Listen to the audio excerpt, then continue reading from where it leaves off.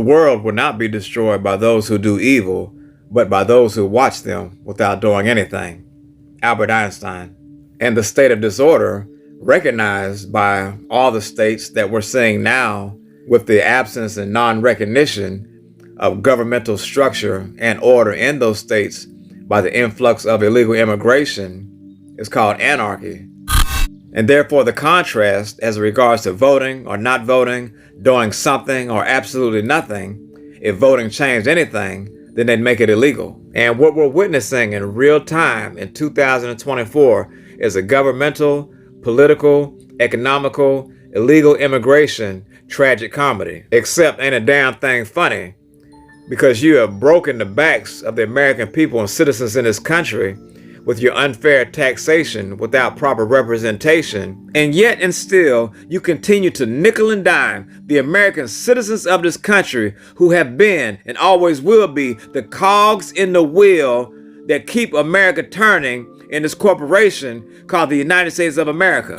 As a veteran who has not only just served this country well, but served his country proudly and has fought in wars that this country has had as a foundation of Black American, it's an embarrassment. It's disgusting, it's disturbing, and it's a disgrace to the very uniform said soldiers have to put on this day and said uniform that I used to wear. Because there's no longer a standard in this country. And if you know what the new American standard is, please let me know in the comments below. There's no longer a Democratic standard. There's no longer a voice of the Republic or Republican standard.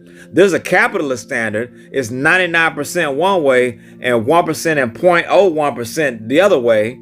There's no longer a socialist standard. So the only standard that we're faced with to stand on the fringes on is anarchy, which is a standard against the government. These illegal bugs and unwanted parasites are already here. All you have to do is read the label, put in place by the USDA, the USA, and the Biden administration, because they're destroying our infrastructure from the inside out like parasites do, and are weakening the very fabric of the moral fibers of our democracy.